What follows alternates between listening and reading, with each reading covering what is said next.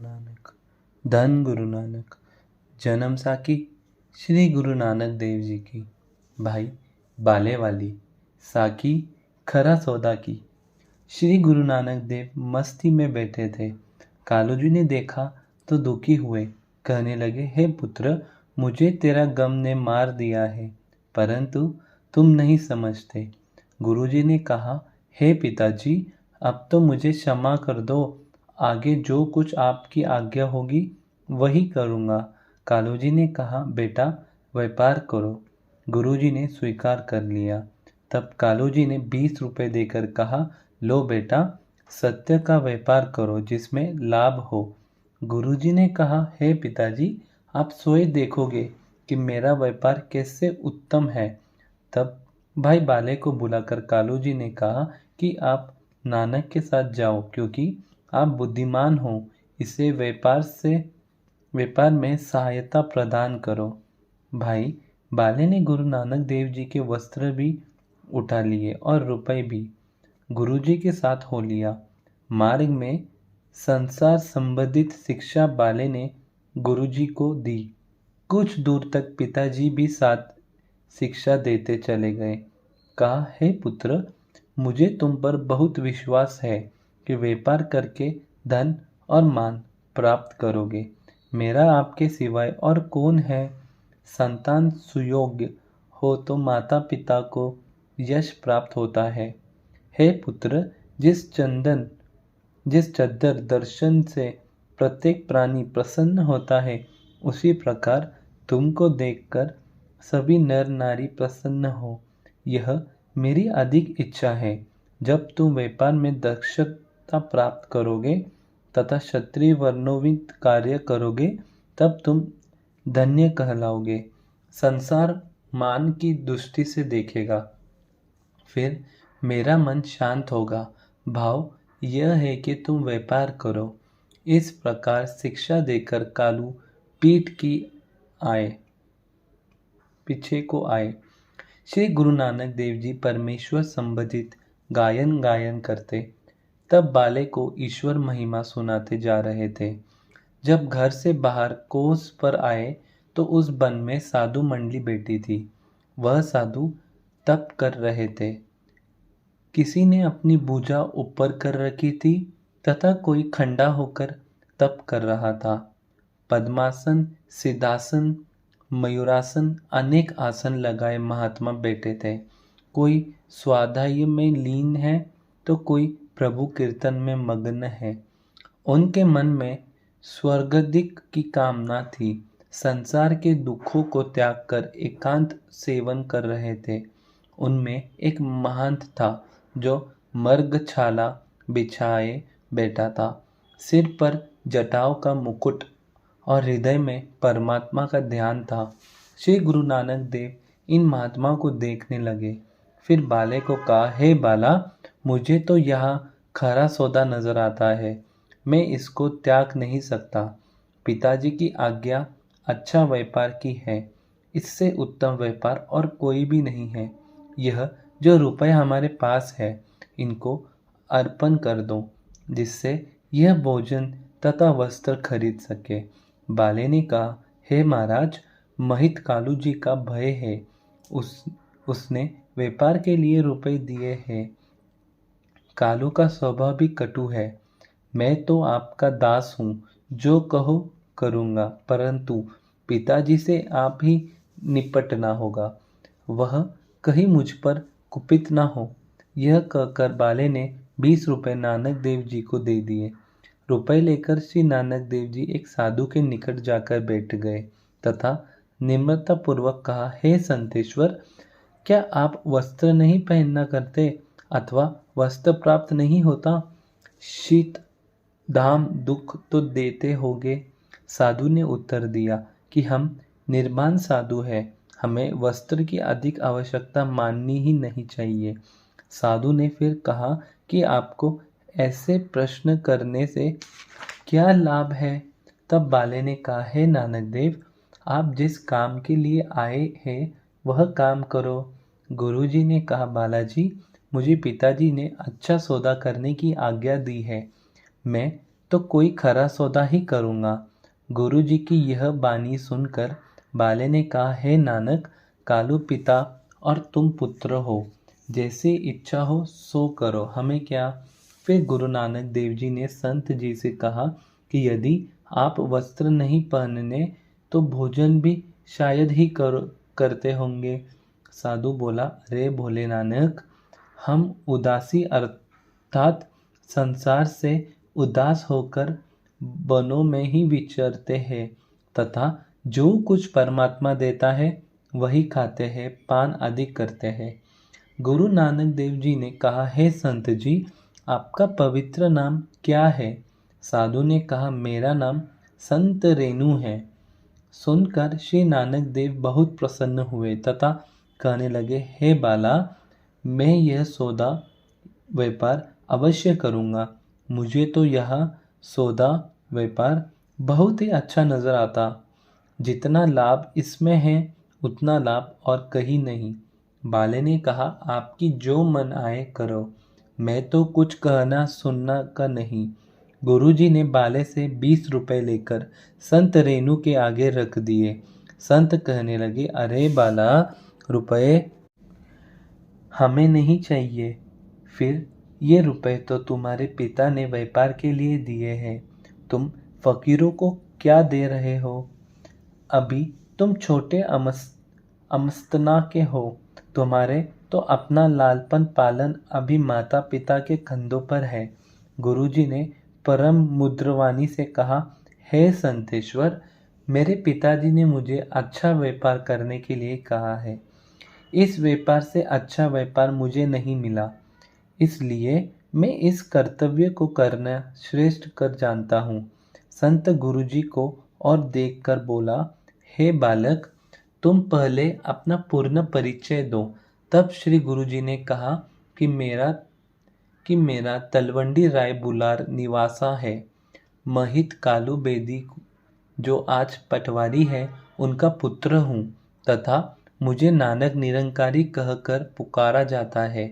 हे संतेश्वर, मैंने पहले सतयुग में भक्ति की थी, परंतु उसमें उत्तीर्ण न हुआ। फिर त्रेता युग और द्वापर युग में भी भक्ति की, तब कुछ सफलता मिली। हमारी भक्ति उस निरंकार की भक्ति है, अर्थात अनन्य भक्ति हमें प्रिय है। हम तो पहले भी निरंकार थे और अब भी निरंकारी है। साधु ने प्रसन्न होकर कहा, हे नानक, जो कुछ चाहो हमसे मांग सकते हो। गुरुजी ने कहा कि यदि आप प्रसन्न हैं तो मुझे निरंकारी अर्थात सर्वेश्वर परमात्मा दीजिए। साधु ने कहा, जो कुछ मांग रहे हो वह तो तुम स्वयं ही हो तथा यह रुपए हमें नहीं चाहिए।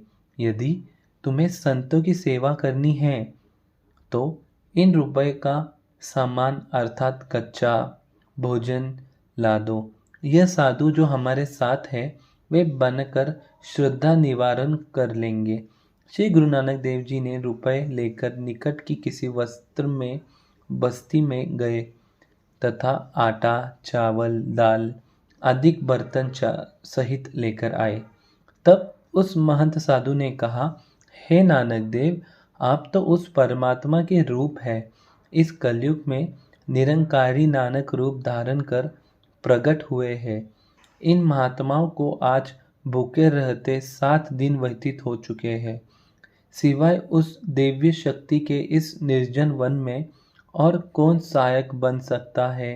आपने योग बल से आपको पहचान लिया है। आपके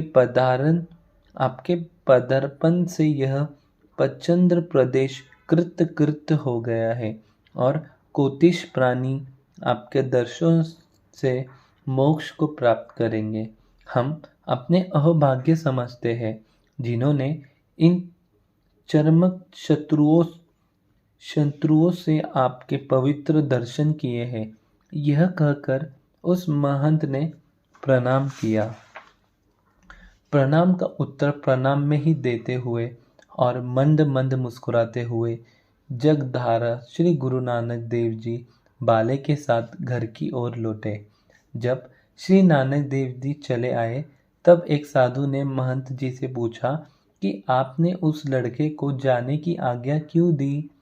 अभी तो उस श्रद्धालु क्षत्रिय बालक नानक देव ने संतों की सेवा अपने हाथों से करनी थी। तब महंत ने कहा, भाई, जिस आप साधारण क्षत्रिय बालक समझ रहे हो वह तो साक्षात ब्रह्मा है, जो निरंकार व साकार होकर संसार के कल्याण के लिए प्रकट हुआ है। मनुष्य का कर्तव्य है कि परमात्मा की ओर से जो पालन पोषण हो उसको सहर्ष स्वीकार करे, अपितु उस सब के स्वामी से अपनी सेवा न करवाए। इसलिए मैंने नानक देव जी को इच्छा देकर रोकना उचित नहीं समझा। श्री जगत गुरु नानक देव जी का अपार प्रकाश हमसे सहत होना कठिन हो रहा था। इन कारणों से मैंने उन्हें रोका नहीं। बाले के साथ लौटते हुए गुरुजी तब 3-4 कोस ही आए। तब गुरुजी ने कुछ मनुष्य लीला करने का विचार किया। अत बाले को कहने लगे, हे बाला, यह हमने क्या किया? तमाम रुपए साधुओं को खिलाए। बाला कुछ ताने के तरीके से कहने लगा, नानक जी, रुपए आपके थे, मेरे तो नहीं थे।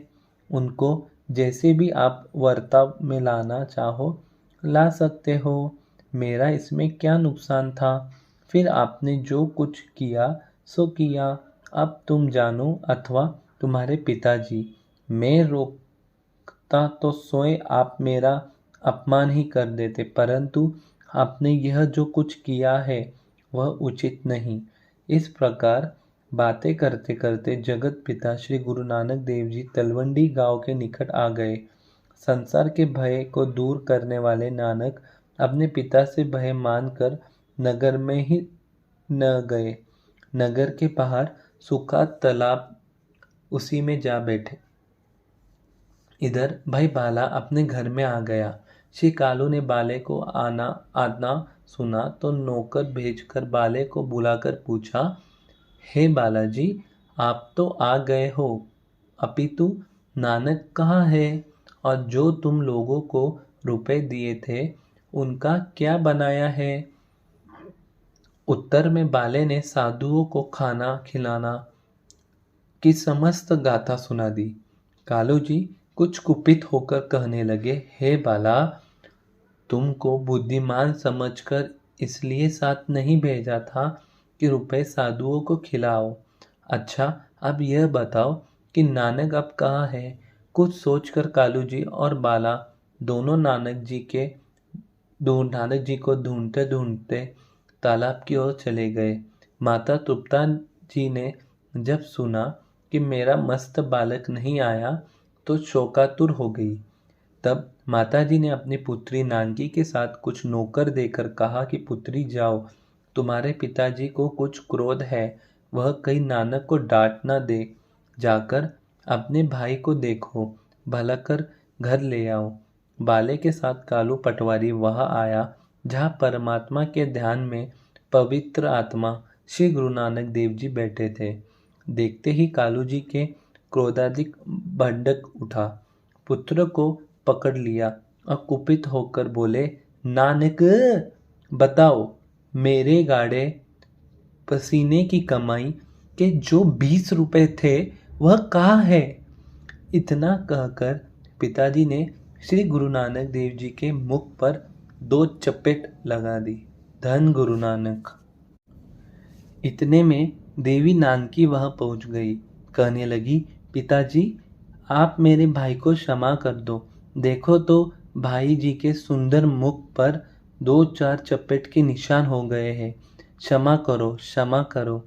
किसी ने राय बुलार को यह घटना सुनाई तथा कहा कि बीबी नानकी ने हाथ जोड़कर पिता का क्रोध शांत किया है, नहीं तो कालू जी ने नानक को अभी और दंड देना था। यह सुनकर राय बुलार ने अपने सिपाही भेजकर श्री नानक देव और कालू जी को अपने पास बुलाया। कालू ने राय बुलार के समक्ष आकर दुखी होकर कहा, हजूर, इस नालायक लड़के ने मेरे नाक में दम कर रखा है। उस समय राय बुलार के ऊपर कालू जी के दुख का कोई प्रभाव न हुआ तथा उल्टा कालू पर कुपित हुए और नानक देव को अपनी गोद में लेकर दुलार करने लगा और कालू को कहने लगा, देखो कालू, मैंने तुमको बहुत दफा कहा है कि तुम इसे मस्त बालक को कभी भी बुरा भला न कहा करो, अपितु तुमने आज इस बेचारे को बहुत मारा है, जिससे सभी लोग तुम्हारी निंदा कर रहे हैं। हे कालू, तुम्हें न तो मेरा डर है और न ही उस परमात्मा का भय है। फिर तुम्हें इकलौते बेटे पर भी दया नहीं है। धन से मोह है। तुम तो इंसानी सूरत में राक्षस हो। तुम श्री नानक जैसे सुपुत्र के पिता होने के अधिकारी नहीं हो। मेरा मन चाहता है कि मैं नानक को अपने घर रखूं और दिल से सत्कार करूं, परंतु विवश हूं। तुम इसे दुखी करते हो। यह अत्यंत अनुचित है। इसका पाप मुझे लगता है। यह साधारण बालक नहीं। इतना कहकर राय बुलार के नेत्रों में जल आ गया तथा कालू पर अति क्रोध आ गया।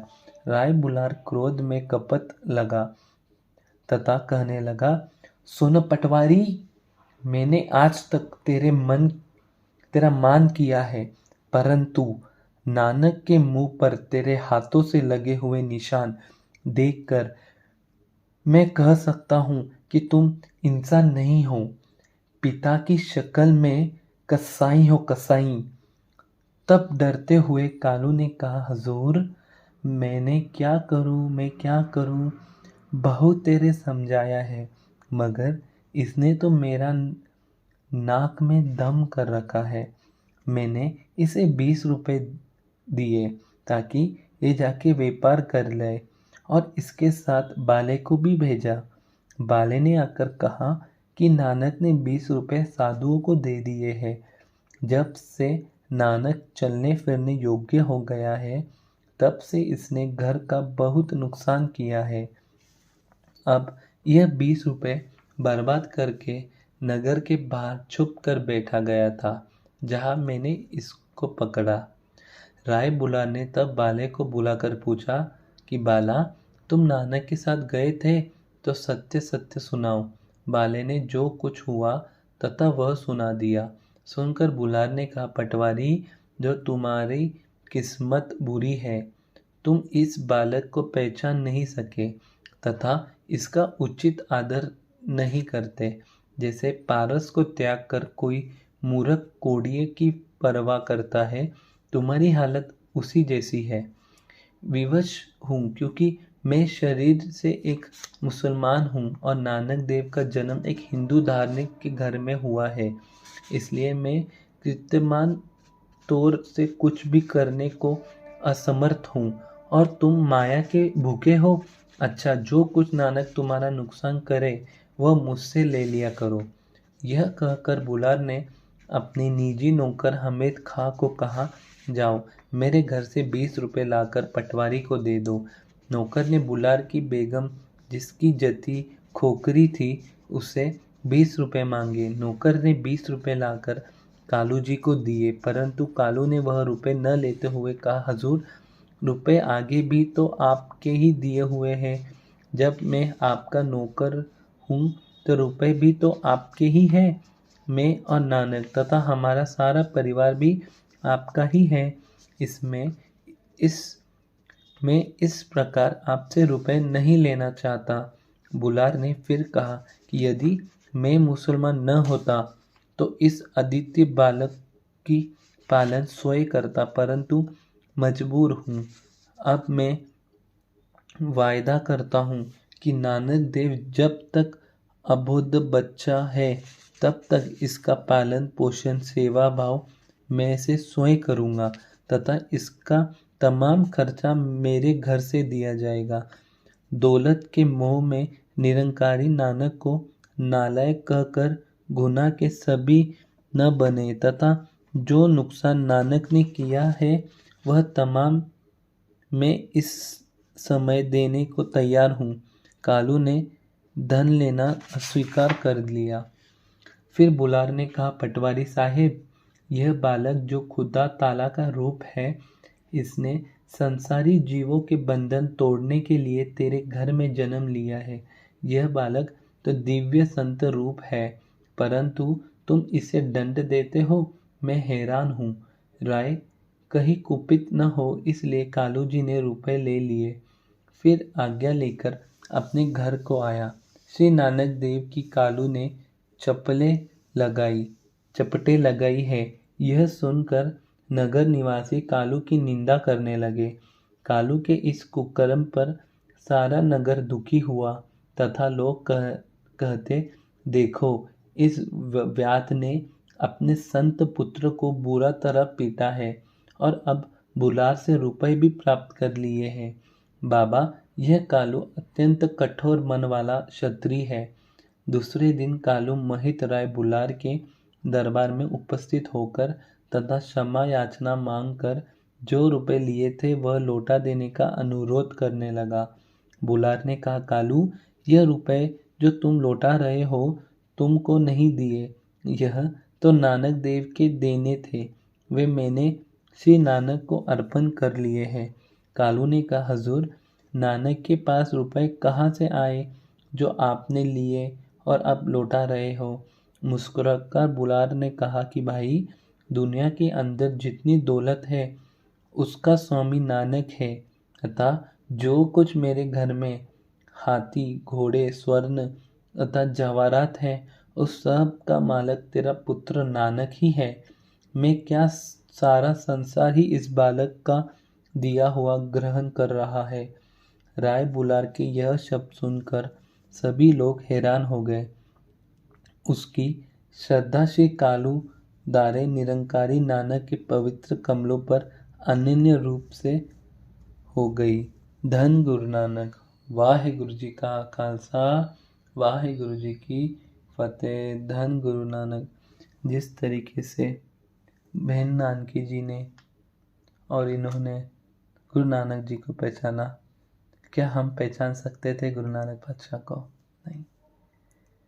गुरु नानक पातशाह, आप तरस करो ताकि हम आपको पहचान सके, गुरु ग्रंथ साहब जी में से आपके दर्शन कर सके। जिस प्रकार बाबा नंद सिंह जी ने दर्शन किए थे, जिस प्रकार बाबा नंद सिंह जी को दर्शन प्राप्त हुए थे श्री गुरु ग्रंथ साहिब जी में से, इस कलयुग में भी आप तरस करो, हमें भी आपके दर्शन प्राप्त हो।